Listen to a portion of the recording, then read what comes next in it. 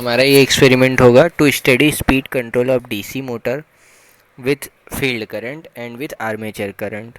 तो DC shunt motor है, इसका एक्सपेरिमेंट में हम फील्ड करंट से इसकी स्पीड का वेरिएशन और आर्मेचर करंट वेरी करने पे स्पीड में जो वेरिएशन आता है उसको स्टडी करते हैं। तो सबसे पहले एक जनरल फिगर देखते हैं। अगर कोई डीसी शंट मोटर है तो जनरली क्या होता है कि हम एक 3 पॉइंट स्टार्टर लगाते हैं यहाँ पे, एल जेड ए बोलते हैं इसको। ठीक है। अब यहाँ से हम शंट मोटर है तो जो मोटर लगा होगा हमारा, जैसे ये मान लेते हैं ये मेरा मोटर है, थोड़ा और गोल, हाँ ये मोटर है। ठीक, ब्लॉक डायग्राम है मोटर का। अब इससे शंट में यानी इसके पैरेलल हम फील्ड कॉयल कनेक्ट करते हैं, इसको बोलते हैं डीसी शंट मोटर। ये इंटरनल डायग्राम हो गया कि मोटर होगा उसके अंदर ऐसे कनेक्शन हुआ होगा ये मोटर के किनारे की जो फील्ड वाइंडिंग है यानी जो स्टेटर पर वाइंडिंग है वो फील्ड वाइंडिंग होती है ना। तो फील्ड वाइंडिंग में इस तरह के कनेक्शन होंगे अंदर में। और फिर ये रहा, फिर यहाँ से ये अगला एक पॉइंट होगा और ये कनेक्ट होगा किसी स्विच के थ्रू या जिस चीज़ से हम कहना चाहें। ये स्विच हो गई तो एक ये स्विच के थ्रू इसको इसको कनेक्ट किया जाएगा। ये स्विच का स्ट्रक्चर हो गया 230 वोल्ट डीसी सप्लाई के लिए। अब ये डीसी सप्लाई कैसे आ रहा होगा, एक किसी ब्रिज रेक्टिफायर से। यहाँ पर ये जैसे डायोड हो गया, दो डायोड हो गए, ये आपस में यहाँ इनके बीच में कनेक्शन करके एक ब्रिज रेक्टिफायर बनाया गया होगा। यहाँ से एसी सिग्नल दे रहे होंगे और ये लाके ब्रिज रेक्टिफायर से आ रहा होगा।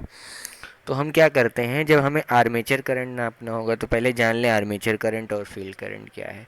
तो ये जो आर्मेचर से जो करंट फ्लो हो रही होती है इसको हम आर्मेचर करंट बोलते हैं। ये जो फील्ड वाइंडिंग से करंट फ्लो हो रही है उसको हम फील्ड करंट बोलते हैं। यहाँ का जो पोटेंशियल होता है इसके बीच का, यानी इस और इस पॉइंट पे हम इसको बोलते हैं क्या इसको हम बोलेंगे अप्लाइड पोटेंशियल वी। ठीक है। अब ये मोटर अपनी तरफ से कुछ पोटेंशियल लगा रहा होगा तो इस मोटर के अंदर में जो पोटेंशियल प्रोड्यूस हुआ होगा उसको हम बोल देते हैं ई बी। ठीक।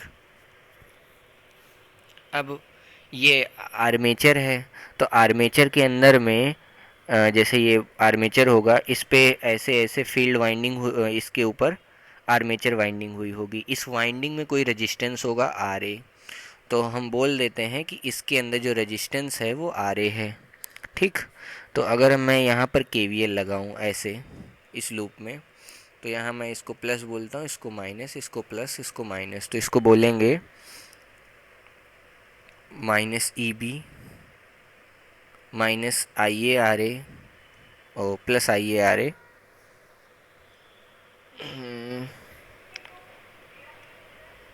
एक मिनट, केवीएल अगर लगाएंगे तो ये मतलब इस तरह से हम इसे लिख सकते हैं v इज इक्वल टू, या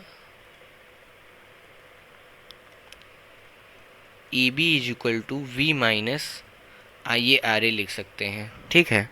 और स्पीड की जो इक्वेशन होती है वो होती है n is equal to, speed से पहले हम ई बी की इक्वेशन लिखना चाहिए हमें। तो ई बी की एक और इक्वेशन होती n phi Z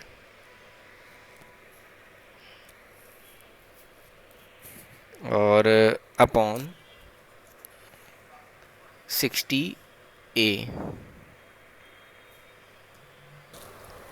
N phi Z P upon 60 A. ठीक है। ये हमारी इक्वेशन हो गई। तो इसमें हम एक एक चीज़ की बात कर लेते हैं कौन सा क्या है। तो फाई क्या है, फाई है फ्लक्स पर पोल, पी है नंबर ऑफ पोल्स और जेड है नंबर ऑफ कंडक्टर्स और ए है नंबर ऑफ पैरेलल पाथ्स। ठीक है, कुछ बच गया।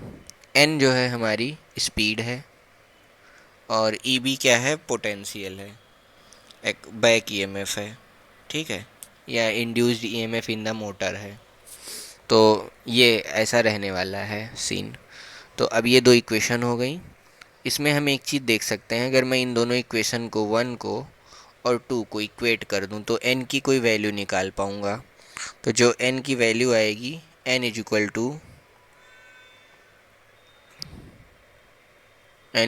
टू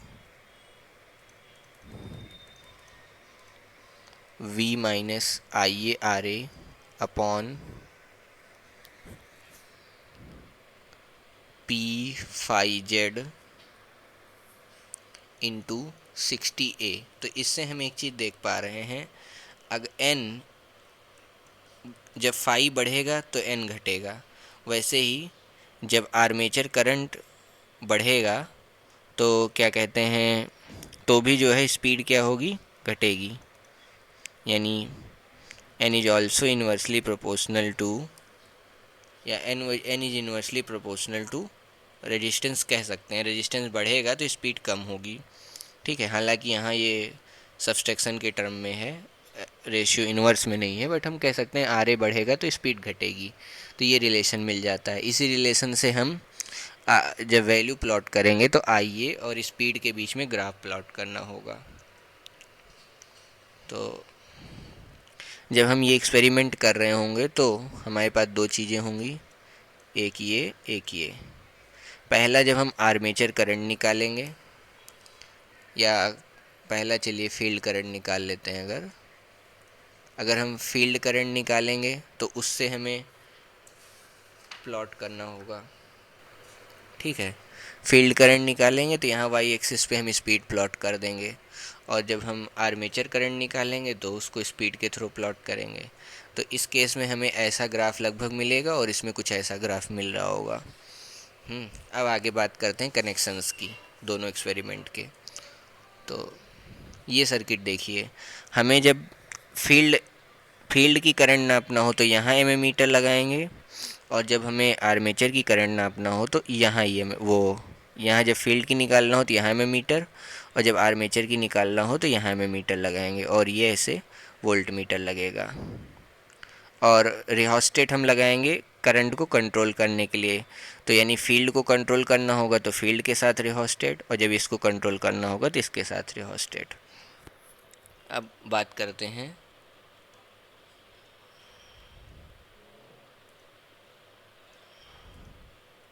सबसे पहला, जब हम फील्ड के साथ करेंगे तो हमें बातें क्या ध्यान रखनी होगी।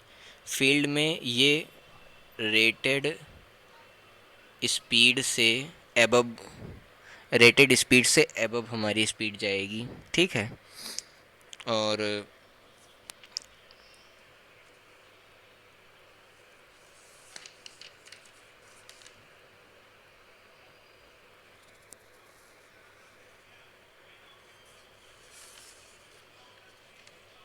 अगर हम इसकी सर्किट डायग्राम की बात करें तो हमें क्या क्या जोड़ना होगा, कैसे।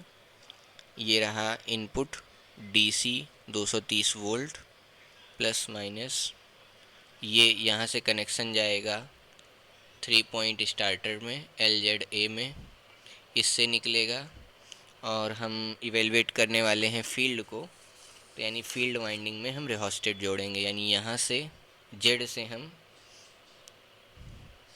यहाँ पर रिहोस्टेट लगाएंगे। ये हमारा रिहोस्टेट हो गया, और ये, और यहीं पर हम एमीमीटर लगाएंगे ताकि हम इसके करंट को मेजर कर सकें। ये एमीमीटर में कनेक्शन, उसके बाद ये रहा मोटर का कनेक्शन, ऐसे मोटर हो गया, और इसी के पैरेलल हम वोल्ट मीटर लगा देंगे। ठीक, और अगर दूसरे एक्सपेरिमेंट की बात करूं तो दूसरे में होगा आर्मेचर वाला। इसमें क्या करेंगे, इसमें ये 3 पॉइंट स्टार्टर ZA ये हो गया। यहाँ पर फील्ड, ये यहाँ लगा होगा मोटर। अब मोटर के साथ हमें नापना है तो यहाँ हमें मीटर लगा देंगे और वोल्ट मीटर यहाँ लगा देंगे। और जब मीटर लगाया है तो यानी हमें यहाँ कुछ कंट्रोल करना होगा, तो वो कंट्रोल करने के लिए हम यहाँ पर क्या करेंगे, रेहोस्टेट भी लगाएंगे। तो रेहोस्टेट देखिए कैसे लगेगा, यहीं पर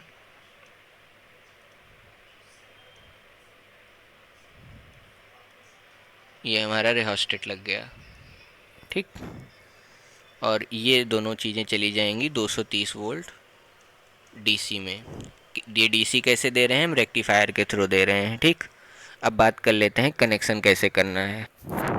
ये मोटर होगा, ठीक है, ये डीसी मोटर की ऊपर की फिगर है। इसमें यहाँ पर कुछ वैल्यूज़ दी गई होंगी, कितने किलोवाट का 0.7, कितने आरपीएम का है 1500, कितने वोल्ट पर ये ऑपरेट कर रहा होगा, यहाँ लिखा होगा 230 या 220 जो भी लिखा हो। ये कंडीशंस हो गई। इसके बाद बात करते हैं मोटर, ऐसा कुछ दिखेगा। ठीक है, इसके ऊपर का अगर सिरा देखें तो यहाँ कुछ ऐसा होगा। ठीक है, और यहाँ वैल्यूज़ लिखी होंगी।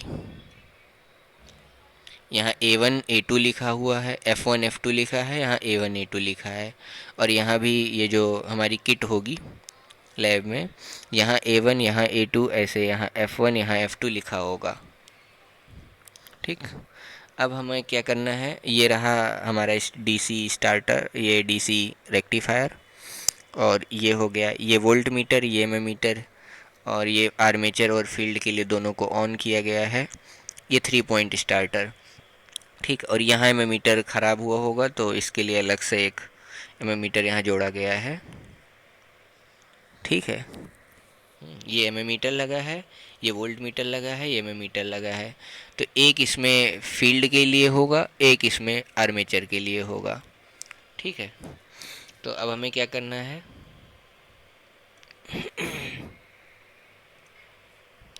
अब हमें कनेक्शन करना है। कनेक्शन कैसे करेंगे, तो इसमें कुछ चीज़ों की ज़रूरत होगी। ठीक है, तो सबसे पहले फील्ड वाले की बात करते हैं। ये रहा A2, तो A2 को लेकर आएंगे, A2 से जोड़ देंगे। ऐसे ही यहाँ पर A1 लिखा होगा कहीं, ये A1 को लाएंगे, A1 पे कनेक्ट कर देंगे। ऐसे ही हम यहाँ मोटर के ऊपर यहाँ F1 लिखा होगा तो इस F1 को लाएंगे, F1 से कनेक्ट कर देंगे। और यहाँ F2 लिखा होगा, इसको लाएंगे, F2 से कनेक्ट कर देंगे। ठीक है, अब बात करते हैं इसमें हमें कहीं पर रेहोस्टेट लगाना है और कब लगाना है, और कब वोल्ट मीटर लगाना है, कैसे। तो बात करते हैं जब हमें फील्ड को कंट्रोल करना है। ठीक है, तो फील्ड वाले के लिए ये एफ लिखा है फील्ड के लिए। ठीक है, अब फील्ड के लिए जो रेड वाला है, रेड कनेक्शन यानी पहला वाला, वो हमारा हो जाएगा फील्ड का। तो यहाँ पर हम क्या लगाएंगे, एक रेहोस्टेट ऐसे लैब में रखा होता है,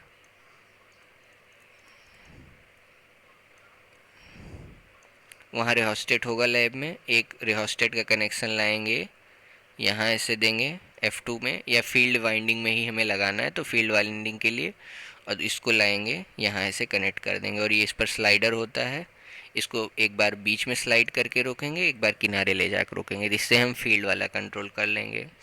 और जब हमें आर्मेचर वाला काम करना होगा तो क्या करेंगे, इसको हटाएंगे,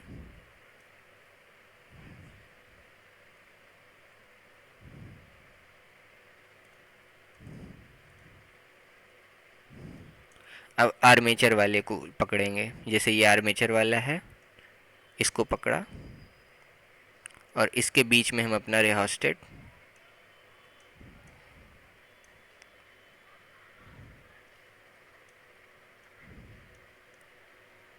ये रेहोस्टेट हो गया, इसको हम इसके साथ में लगा देंगे और इसे स्लाइड कर लेंगे। ठीक, और अब आते हैं मोटर पे। मोटर के साथ यहाँ पर एक वाइट कलर की स्लिप लगाई होगी, इस पर मैं ब्लैक कर दे रहा हूँ।